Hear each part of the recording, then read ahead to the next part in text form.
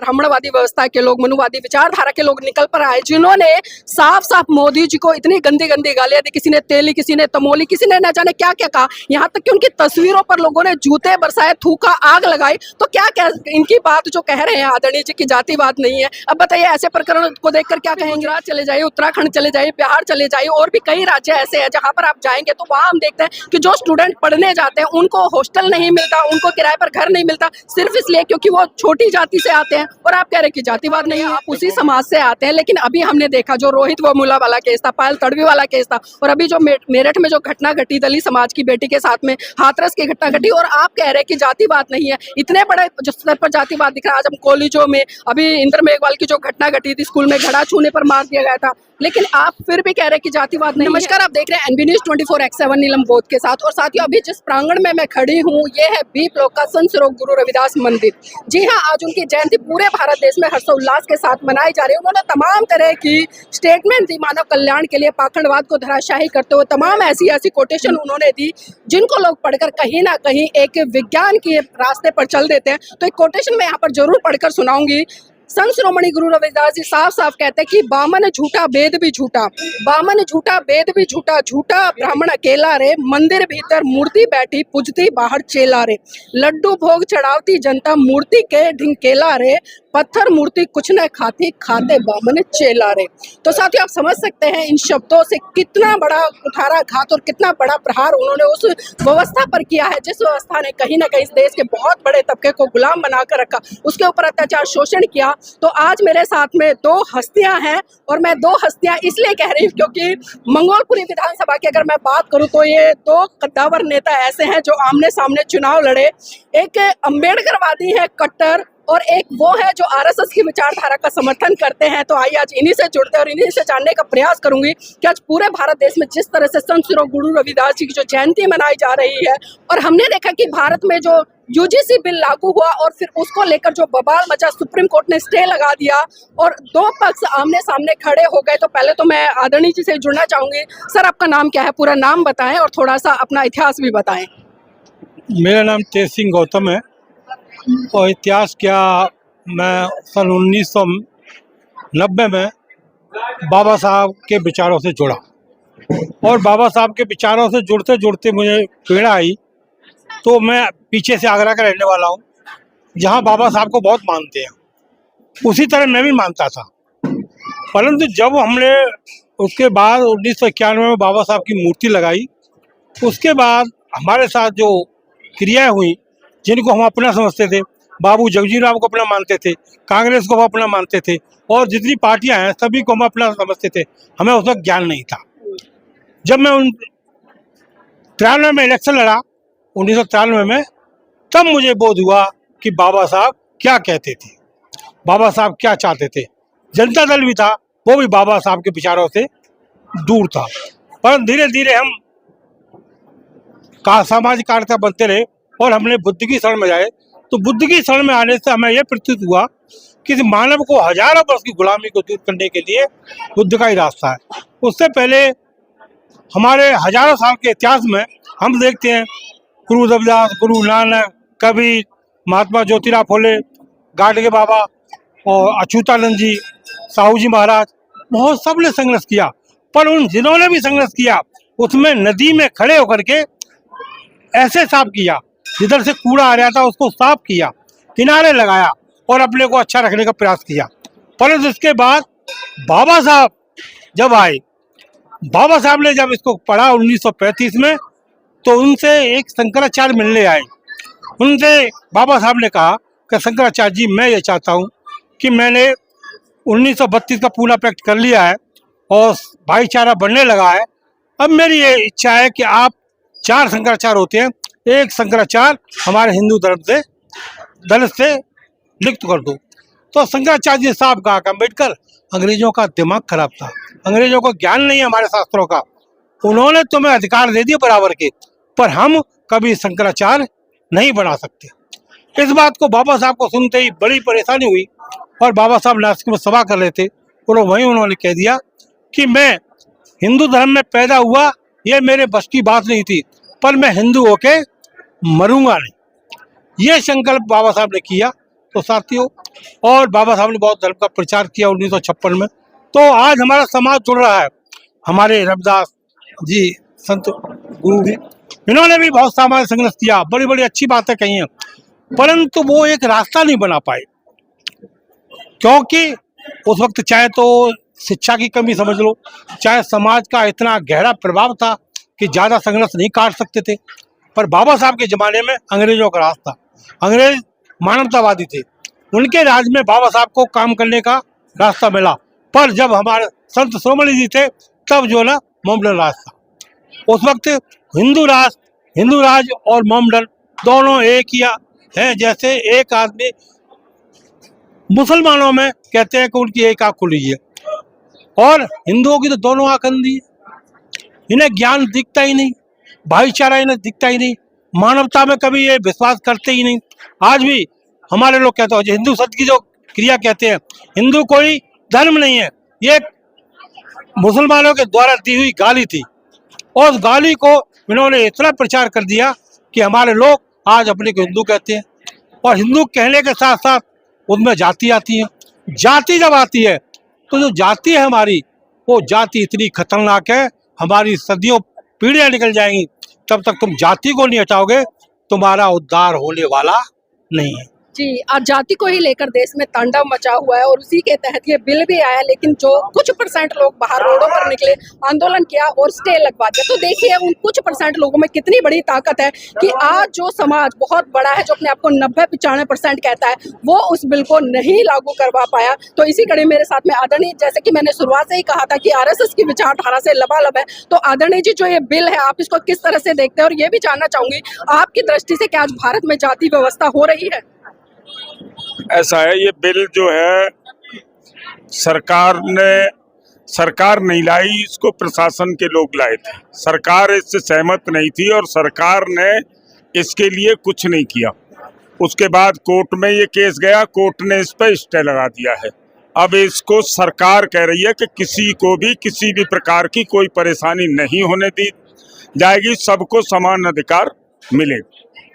समान अधिकार मिल रहा है, आप कह रहे हैं कि वो सरकार नहीं लेकर आई, लेकिन कहीं ना कहीं जो लोकसभा या राज्यसभा है वहां पर तो बहस हुई है ना इस बिल को, क्योंकि वहां पर बिल वो बहस होने के बाद ही आगे गया ये बिल, तब मतलब राष्ट्रपति की सहमति लगी है तभी तो ये पारित हुआ ना। शासन और प्रशासन दोनों अलग अलग चीजें हैं, प्रशासन अलग है और शासन अलग है। ये उन लोगों ने, जो अधिकारी लोग थे उसमें सभी जाति के सभी धर्म के लोग हैं, अपनी अपनी विचारधारा को थोप करके इसको ले आए। इसकी सरकार से कोई सहमति नहीं हुई थी। अच्छा ये बताइए, आज भारत में जाति व्यवस्था जो है, क्या आप मानते हैं कि आज जातिवाद भारत में होता है? ऐसा है, आज की स्थिति अगर देखी जाए तो अब उतना नहीं है पहले जितना हमारी उम्र के लोगों ने झेला था। आज तो पढ़े लिखे लोग सामान्यता में हैं, स्कूल कॉलेजों में चले जाओ, सब एक जगह बैठ के खाना खाते हैं, एक हॉस्टल में रहते हैं, कोई भी किसी भी प्रकार का एक दूसरे के साथ जाति के आधार पर भेदभाव नहीं है। अच्छा, भेदभाव नहीं है, आप उसी समाज से आते हैं, लेकिन अभी हमने देखा जो रोहित वमुला वाला केस था, पायल तड़वी वाला केस था, और अभी जो मेरठ में जो घटना घटी दलित समाज की बेटी के साथ में हाथरस की घटना घटी, और आप कह रहे हैं कि जातिवाद नहीं है। इतने बड़े जो स्तर पर जातिवाद दिख रहा है। आज हम कॉलेजों में, अभी इंद्र मेघवाल की जो घटना घटी थी, स्कूल में घड़ा छूने पर मार दिया गया था, लेकिन आप फिर भी कह रहे हैं कि जातिवाद नहीं है। ऐसा है, आप गिने चुने मुद्दों को उनको उठा रहे हैं जिसमें एससी से संबंधित है, आप उन मुद्दों को नहीं उठा रहे जो स्वर्ण से भी संबंधित। ऐसी घटनाएं अक्सर कर होती रहती हैं और वो आज नहीं हमेशा से हुई हैं, हर वर्ग हर धर्म के लोगों के बीच में हुई है। अच्छा, आप अभी गुजरात चले जाइए, उत्तराखंड चले जाइए, बिहार चले जाइए, और भी कई राज्य ऐसे हैं जहां पर आप जाएंगे तो वहां हम देखते हैं कि जो स्टूडेंट पढ़ने जाते हैं उनको हॉस्टल नहीं मिलता, उनको किराए पर घर नहीं मिलता, सिर्फ इसलिए क्योंकि वो छोटी जाति से आते हैं। और आप कह रहे हैं कि जाति को मैं गुजरात, महाराष्ट्र, हिमाचल, यूपी, हरियाणा, पंजाब, जम्मू कश्मीर, सब क्षेत्रों में, सब प्रांतों में प्रचार के लिए गया हूं और जाटव की हैसियत से गया हूं। मुझे तो ऐसा किसी के सामने कोई भी ऐसा भेदभाव नजर नहीं आया। कौन सी पार्टी के तहत गए? कौन सी पार्टी के तहत गए? कौन सी पार्टी के तहत गए? भारतीय जनता पार्टी की ओर से। भारतीय जनता पार्टी के तहत गए, आप नेता के तौर पे गए हैं, प्रचारक के तौर पे गए हैं, आरएसएस के भी प्रचारक आप, तो क्या लगता है आपको वो जगह नहीं देंगे? आप तो पार्टी प्रचार के लिए जा रहे हैं ना, आपको तो ऑफिस भी मिलेगा, अच्छी व्यवस्था भी मिलेगी, लेकिन बात करूं मैं आम लोगों की। ऐसा है, मैं आरएसएस से द्वितीय वर्ष शिक्षित हूँ। मेरा पूरा परिवार आरएसएस से है। आरएसएस से मेरा एक बेटा अधिकारी है। वहाँ समानता है, कोई जातिवाद नहीं है किसी एक व्यक्ति को। कहाँ समानता है आदरणीय जी? मैंने कई बार सुना है कि आरएसएस समरसता की बात कर लेती है लेकिन समानता की बात नहीं करती। ऐसा है, ये आप लोगों को लगता है, हम लोगों को लगता है ऐसा कुछ नहीं है, कोई जातिवाद नहीं है। अच्छा आदरणीय जी, आप क्या कहना चाहेंगे? अभी वो कह रहे हैं कि कोई जातवाद नहीं है और जो आरएसएस है वो समानता स्थापित करती है, सहमत है इनकी बात से? ये मैं सहमत नहीं हूँ, परंतु पहले जो था उन्होंने पहले भी कह दिया है, इसमें बदलाव आया। पर एक बात कहना चाहता हूँ, आज हमारी राष्ट्रपति मुर्मू जी हैं, प्रधानमंत्री मोदी जी हैं, पिछड़े वर्ग से आते हैं, हमारे कानून मंत्री मेघवाल जी हैं, शिक्षा मंत्री भी हमारे जाटव समाज से हैं। पर शिक्षा की क्या पोजीशन हो रही है, ये जो चीज़ है ना, इनका जो अंतर है, इनको समझने में टाइम लगेगा और उसके लिए समाज को शिक्षित होना पड़ेगा।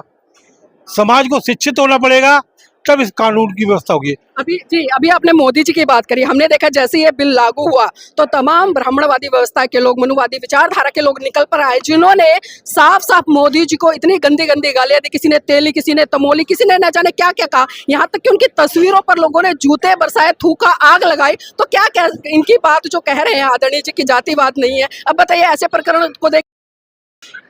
अब ये तो देखो, बड़ी बारीकी क्रिया है ये, क्योंकि कुछ आग से तपस से दूर रहते हैं, कुछ आग में झुलते हुए हैं। पर बाबा साहब जब वो बड़ौदा गए थे, बड़ौदा से जब स्टेशन आए थे, बाबा साहब पढ़े लिखे थे, उनमें 32 डिग्रियां थी। उसके बाद भी वो चीफ अकाउंट पद से आए थे। जब उन्हें लताड़ा गया पारसी धर्मशाला में, तो बाबा साहब को बड़ी पीड़ा हुई। बाबा साहब बड़ौदा के स्टेशन पे गए और एक पीपल के पेड़ के नीचे उन्हें नींद आ गई। तो वहाँ वो एक सपना देखते हैं, क्रिया देखते हैं कि अरे छतु अछूतो, मैं क्या कहूँ, मैं इतना पढ़ा लिखा होने के बाद मेरे साथ इतना अभद्र व्यवहार हुआ, केवल मैं पारसी धर्मशाला में ठहर गया था इसलिए। तो तुम्हारी क्या हालत होगी, मैं इतना पढ़ा लिखा हूँ, मेरे साथ इतनी दुर्गति है, तो आप तो अनपढ़ हैं, अशिक्षित हैं, असमर्थ हैं, निर्धन हैं, अज्ञान हैं, तुम्हारी तो परेशानियों की कोई सीमा ही नहीं है। तब बाबा साहब ने सपना देखा और कहते हैं, अरे दलितों, मैं अब यह जान चुका हूँ, यह तुम्हें जीना है तो मरने के लिए तैयार हो जाओ, या ऐसा नहीं कर सकते तो एक बात और मैं कहना चाहता हूँ कि आज से आप बच्चे बनाना बंद कर दो, 100 साल में हमारा वंश मिट जाएगा, या जुर्म करो मत, या जुर्म सहो मत। और यह कह के बाबा साहब कह सके, और उसी पे बाबा साहब ने सभी पदों से इस्तीफा दिया और संकल्प किया कि मैं इस जाति भेद को मिटाने के लिए काम करूंगा। जातिवाद मिट रहा है, मैं भी मानता हूँ मिट रहा है, पर आज क्या देश में स्थिति हो रही है, ना हमारे कानून मंत्री बोल पाते, ना हमारे राष्ट्रपति बोल पाती, ना हमारे प्रधानमंत्री बोल पाते। क्यों? तो 85% में आते हैं हमारे, तो अब पिछड़े वर्ग के प्रधानमंत्री, और पिछड़े वर्गों के साथ ऐसा हो रहा है, दलितों के साथ ऐसा हो रहा है। यह सब एक राजनीतिक क्रिया है, इसमें आदमी को समझना होगा। क्योंकि बाबा साहब ने भी कहा है, भगवान बुद्ध ने भी कहा है कि स्वामी आदमी का कोई स्वामी नहीं है, खुद ही अपना स्वामी खुद है। जिस दिन ये जानने लगेंगे, मानवता में आएंगे। अब देखो, जाति ऐसी चीज है, बाबा साहब ने लखनऊ में एक बात फिर कही थी, वल्लभ भाई पंत जो होम मिनिस्टर, वो चीफ मुख्यमंत्री थे यूपी के, उन्होंने एक सभा कराई थी, बाबा साहब को मुख्य वक्ता बनाया। बाबा साहब ने भाषण में कहा कि लोगों, मैंने सन 1920 से और 56 आ गई है, मैंने तुम्हारे लिए काम किया है, और ये जो जाति है ये मरने के बाद भी नहीं जाती। जब कोई शमशान में जाता है, कौन मर गया है? भाई रामलाल चमार मर गया है। कौन मर गया है? भाई धर्म सिंह कट्टी मर गया है। कौन मर गया है? भाई रमेश वाल्मीकि मर गया है। कौन मर गया है? भाई तेज सिंह जाटव मर गया है। ऐसे कहते हैं। शमशान में जाता है पर जाति फिर भी नहीं जाती। तब बाबा साहब ने कहा, हे मेरे लोगों, मैं तुमसे हाथ जोड़ के अपील करना चाहता हूँ कि इस जाति को छोड़ दो, और मैंने जो बुद्ध की शिक्षा ली है, बुद्ध का जो धम्म लिया है, उसे स्वीकार कर लो।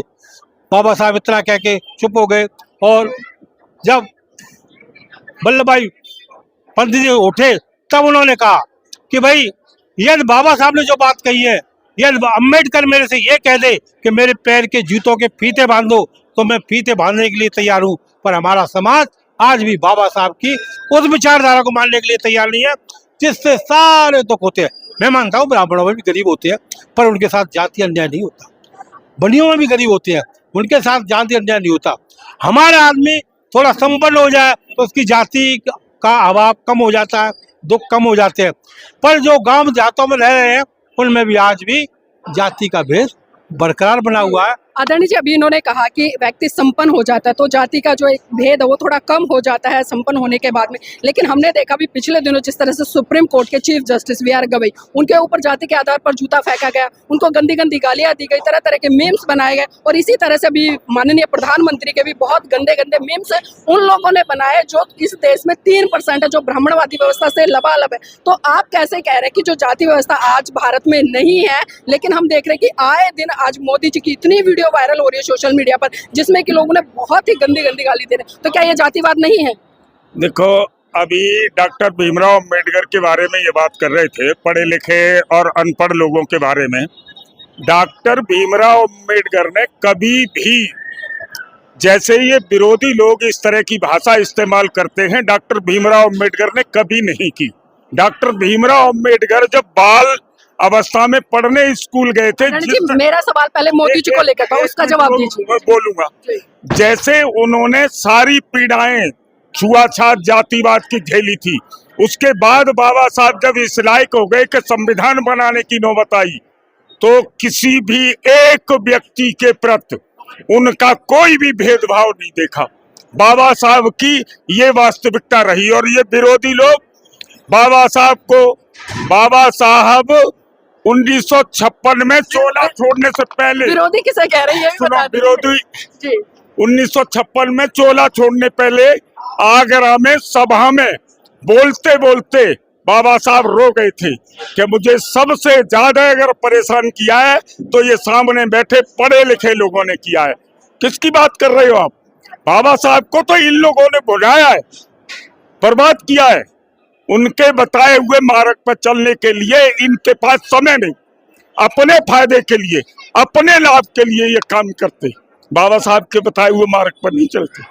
देखिए, कहीं ना कहीं हर व्यक्ति अपना पक्ष रखता नजर आता है, जो जिस विचारधारा में उसका समर्थक करता नजर आता है। लेकिन साथियों, फिर भी मैं कहूंगी, क्योंकि बाबा साहब से ज्यादा पढ़ा लिखा इस भारत देश में नहीं बल्कि पूरे विश्व में कोई भी व्यक्ति नहीं है। अगर जो व्यक्ति उनकी ही बातों को काटता है तो आप समझ सकते हैं कि उसका मानसिक स्तर कितना ऊंचा होगा या कितना नीचा होगा, मुझे कहने की जरूरत नहीं है। तो साथियों, मैं चाहूंगा इस वीडियो को लाइक करें, शेयर करें और कमेंट करके अपनी प्रतिक्रिया जरूर दीजिएगा कि आज की इस महत्वपूर्ण चर्चा से आप क्या समझे।